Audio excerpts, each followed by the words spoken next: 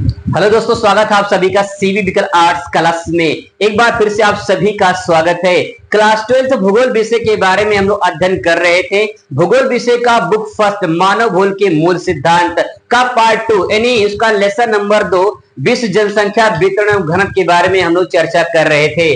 Already मैं आपको part 1 part 2 में कुछ टॉपिक को कवर कर चुका हूं। आज के इस वीडियो में हम लोग बहुत ही मोस्ट इंपॉर्टेंट क्वेश्चन को टच करने वाले हैं। ये दोस्तों क्वेश्चन कई बार बोर्ड एग्जाम में पूछा गया है, ध्यान रखेंगे। ये क्वेश्चन 4 या 6 नंबर में पूछा जाता है। जनांकीय संक्रमण सिद्धांत क्या होता है, जनांकीय संक्रमण सिद्धांत पर टिप्पणी लिखिए। कई बार घुमा फिरा क्वेश्चन पूछा गया है। पूरा डिटेल में आसान शब्दों में दोस्तों मैं आपको समझाने वाला हूं। सबसे पहले यहाँ पे आपको समझने की जरूरत यह है कि आखिर जनांकीय संक्रमण सिद्धांत क्या होता है। यहाँ पे देखिए, ये जो सिद्धांत है, एक सिद्धांत है, एक थ्योरी है। ये किसी ने दिया है, कौन भूगोलवेत्ता है जिसने दिया है, नाम उनका है W.S. थॉमसन। W.S. थॉमसन ने इस सिद्धांत को दिया है। अब सवाल ये है दोस्तों कि जनांकीय संक्रमण सिद्धांत होता क्या है। आसान शब्दों में समझिए। देखिए, एक तरफ जन्म दर, एक तरफ मृत्यु दर है। इन दोनों के बीच की जो प्राकृतिक जनसंख्या है, इसी को जनांकीय संक्रमण सिद्धांत कहते हैं। जन का मतलब लोग होता है, अंकीय लिखा है मतलब आंकड़ा लिखा है। इन लोगों की जो आंकड़े हैं उनका संक्रमण सिद्धांत क्या है, तो प्राकृतिक जो जनसंख्या है उसी को जनांकीय संक्रमण सिद्धांत कहते हैं। मैं आपको एग्जांपल से समझाता हूं, जरा गौर फरमाएंगे यहाँ पे। जैसे मान लीजिए कोई एक क्षेत्र है यक्स, ठीक है। इस क्षेत्र में मान लेते हैं कि यहाँ पे 100 लोग जन्म लेते हैं, ठीक है। 100 लोग का यहाँ पे क्या होता है, जन्म होता है। 100 लोग का जन्म होता है, जिसमें से 20 की मृत्यु हो जाती है, ठीक है। 20 की मृत्यु हो जाती है, तो यहाँ पे जनसंख्या कितनी बचेगी, 80 बचेगी, ठीक है। तो जो 80 जनसंख्या है यही प्राकृतिक जनसंख्या, क्योंकि यही जीवित है। तो जो जीवित है, जन्म लेने के बाद जो जीवित है, जो मर गए हैं उनको छोड़ देंगे, जो जीवित है वही जो है संक्रमण कहलाता है, और यही है जनांकीय संक्रमण सिद्धांत। वही मैंने दोस्तों यहाँ पे ऊपर लिखा है कि एक तरफ जन्म दर है और एक तरफ मृत्यु दर है। तो जितने जन्म लेते हैं उसके बाद जितने मर जाते हैं, उनके बीच में जो जीवित रहते हैं उसी को कहते हैं प्राकृतिक जनसंख्या, और वही कहलाता है संक्रमण। आई होप आपको ये पॉइंट समझ में आया होगा। अब दोस्तों बात करते ये हैं कि जनांकीय संक्रमण सिद्धांत में जन्म और मृत्यु दर में कुछ ऐसे कारण हैं जिनके कारण जनसंख्या प्रभावित होती है। जैसे एक तरफ जनसंख्या, मान लीजिए कोई भी समुदाय, कोई भी समाज ग्रामीण है, अशिक्षित है, खेतीहर है, ठीक है। तो यहाँ पे ग्रामीण समाज, खेतीहर समाज, अशिक्षित समाज क्या होता है, यहाँ पे लोग ज्यादातर अपने जो जीवन यापन करते हैं, ज्यादातर कृषि काम करते हैं। ग्रामीण लोग अशिक्षित होते हैं, पढ़े लिखे बहुत कम होते हैं। दूसरी बात है खेती वाला काम ज्यादा करते हैं। तो ये जनसंख्या जब ये थोड़ा सा परिवर्तन कर दे अपने आप में, परिवर्तन का मतलब ये ग्रामीण जनसंख्या जब नगरीय हो जाए, अशिक्षित जनसंख्या जब शिक्षित हो जाए, और खेतीहर जनसंख्या जब औद्योगिक हो जाए, तो इसमें जनांकीय संक्रमण सिद्धांत में कुछ परिवर्तन होगा, और यही परिवर्तन कहलाता है जनांकीय संक्रमण सिद्धांत। और यही परिवर्तन 3 अवस्था को बताता है। यानी जनांकीय संक्रमण सिद्धांत 3 अवस्था बताती है, और वही 3 अवस्था हम इस डायग्राम में समझने वाले हैं। आई होप दोस्तों आपको ये भी पॉइंट समझ में आया होगा। अब दोस्तों बात करते हैं इस डायग्राम को थोड़ा ध्यान से समझेंगे तो आपको सब कुछ समझ में आ जाएगा। बहुत क्लियर मैंने यहाँ पे लिखा है। देखिए, पहले एक डायग्राम बना लेंगे इस प्रकार से, ठीक है। इसके बाद जो है यहाँ पे जन्म दर और मृत्यु दर लिख देंगे। यहाँ पे कोई भी आंकड़ा आप लिख सकते हैं, 5, 10, 15, 20, 25, 30, ऐसे जो मैंने लिखा आप लिख सकते हैं। आप अपनी तरफ से 10, 20, 30 ऐसे भी लिख सकते हैं, कोई दिक्कत नहीं है। यहाँ पे दोस्तों समय दिखा देंगे, ठीक है, ये समय हो जाएगा। अब यहाँ पे कुछ देशों का एग्जाम्पल आपको देना है, ठीक है। जैसे बांग्लादेश है, नाइजर है, पेरू है, श्रीलंका है, कनाडा, जापान है। इन देशों को अर्धविकसित, विकासशील और विकसित देश भी कह सकते हैं। अर्धविकसित का मतलब यह होता है कि अभी ना तो विकासशील है ना तो विकसित की श्रेणी में, अभी धीरे धीरे विकास कर रहे हैं। विकासशील का मतलब यह है कि विकसित की श्रेणी में काम कर रहे हैं, विकासशील मतलब विकास हो रहा है, जैसे कि पेरू, श्रीलंका, भारत, चीन, ये सब आ जाएंगे इसमें। और विकसित का मतलब ऑलरेडी वो विकसित हो चुके हैं, जैसे जापान है, कनाडा है, यूएसए है, ठीक है। ये सब जो है विकसित की श्रेणी में आते हैं। अब देखिए, सिंपल सी बात यह है कि बांग्लादेश, नाइजर जैसे अर्धविकसित देशों में यहाँ पे जन्म दर ऊपर देखेंगे आप 25 पीए है।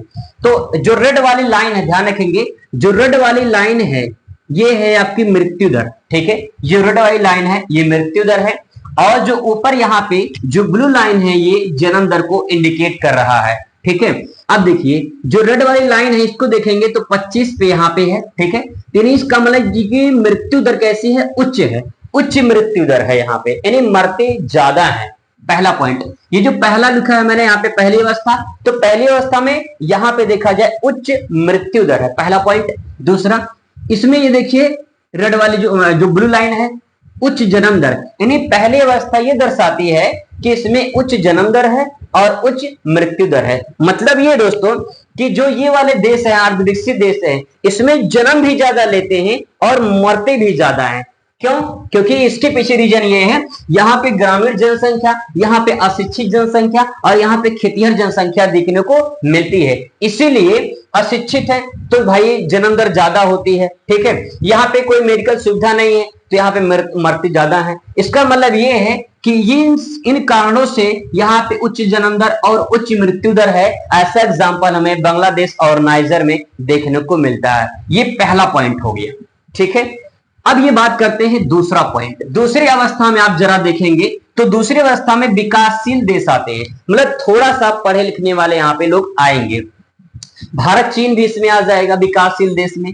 अब देखिए जो ये रेड लाइन है, यहाँ पे देखिए इस रेड लाइन में तीव्र गति से नीचे ग्राफ गिर रहा है। ये लाइन है ये तीव्र गति से नीचे गिर रहा है। इसका मतलब ये है कि यहाँ पे विकास हो रहा है, मेडिकल की सुविधा आ गई, ठीक है, दवाएं आ गई, जिसके कारण यहाँ पे जो है अब मृत्यु दर घट रहा है, यानी अब कम लोग मरते हैं इन देशों में। यही बताना चाह रहा है इसमें। इसके बाद दोस्तों ये यहाँ पे देखिए जो ब्लू लाइन है, इस ब्लू लाइन में देखिए पहले तो उच्च होता है, धीरे धीरे यहाँ पे गिरावट आती है। इसीलिए मैंने यहाँ पे प्लस लिखा है और यहाँ माइनस लिखा है। प्लस का मतलब अभी ऊपर देखिए उच्च है, फिर जैसे जैसे नीचे आएगा यहाँ पे निम्न हो जाता है। मतलब जन्म दर में धीरे धीरे गिरावट आती है और मृत्यु दर में तीव्र गति से गिरावट आती है। ये देखिए तीव्र गति से गिरावट आ रही है और जन्म दर में धीरे धीरे गिरावट होती है। तो यहाँ पे जो क्षेत्र है, इन दोनों के बीच का जो क्षेत्र है, इसी को जनसंख्या में प्राकृतिक वृद्धि कहते हैं और इसी को कहते हैं जनांकीय संक्रमण सिद्धांत। तो जितना मरते हैं, जितना जन्म लेते हैं, उनके बीच में कितना जीवित हैं, हमें ये बताना है, ठीक है। जैसे मैंने कुछ एग्जांपल समझा कि 100 लोग हैं, 100 लोग जन्म लिए, 100 में से 20 मर गए, 80 बचे हैं, तो 80 क्या है, 80 प्राकृतिक जनसंख्या है। यही चीज यहाँ पे बताना है कि जितने जन्म लिए हैं, जितने मरे हैं, उनके बीच का जो संक्रमण क्षेत्र है उसी कहते हैं प्राकृतिक जनसंख्या या प्राकृतिक जनसंख्या में जो वृद्धि हो रही है, ठीक है। अब दोस्तों यहाँ पे पॉइंट हो गया, दूसरा पॉइंट। अब तीसरा पॉइंट समझते हैं। तीसरा पॉइंट दोस्तों ये है कि यहाँ पे विकसित है, यहाँ पे शिक्षा की सुविधा, यहाँ पे नगरीय है, शिक्षित है, औद्योगिक है, यहाँ पे सब कुछ दोस्तों विकसित रूप में है। इसका मतलब ये है कि यहाँ पे जो बच्चे पैदा होते हैं वो सोच समझ के पैदा होते हैं। सोच समझ के मतलब ये है कि एक परिवार नियोजन को यहाँ पे अपनाया जाता है। तो यहाँ पे आपको देखना है कि यहाँ पे देखिए 10 नंबर पे लगभग आएगा। तो यहाँ पे जन्म दर में कमी हो रही है और मृत्यु दर में भी कमी हो रही है। तो जो तीसरी अवस्था है हमें ये बताती है कि जन्म दर में कमी और मृत्यु दर में कमी होती है। लेकिन पहली अवस्था दिखाती है उच्च जन्म दर, उच्च मृत्यु दर। दूसरी अवस्था ये बताती है कि जन्म दर में धीरे धीरे गिरावट आती है और मृत्यु दर में तीव्र गति से गिरावट आती है। और तीसरी अवस्था दिखाती है कि निम्न जन्म दर है और निम्न मृत्यु दर है। अब इसी चीज को आप यहां पे लिख सकते हैं कि पहली अवस्था क्या दिखाती है। पहली अवस्था दिखाई दोस्तों उच्च जन्म दर, उच्च मृत्यु दर को यहाँ पे पहली अवस्था बताती है। क्योंकि यहाँ पे कैसे देश है, अर्धविकसित देश है, क्योंकि ये देश ग्रामीण, अशिक्षित और खेतिहर है। इसके बाद दूसरी अवस्था जो बताती है, दूसरी अवस्था बताती है कि मृत्यु दर में तेजी से गिरावट होती है लेकिन जन्म दर में धीरे धीरे कमी आती है, जो मैंने आपको अभी बताया है। इसके बाद तीसरी अवस्था जो है इसमें निम्न जन्म दर है और निम्न मृत्यु दर है। यही पूरा खेल दोस्तों जनांकीय संक्रमण सिद्धांत कहलाता है। आई होप आपको समझ में आया होगा। अगर नहीं समझ में आया कोई बात नहीं, कमेंट करिए, मैं फिर से एक बार नए तरीके से बताने की कोशिश करूंगा। लेकिन आई होप कि आपको समझ में आ गया होगा। फिर भी कोई दिक्कत होती तो आप सब कमेंट कर सकते हैं। मिलते हैं नेक्स्ट वीडियो में। तब तक खुश रहिए, मस्त रहिए और जिंदगी में स्वस्थ रहिए। धन्यवाद।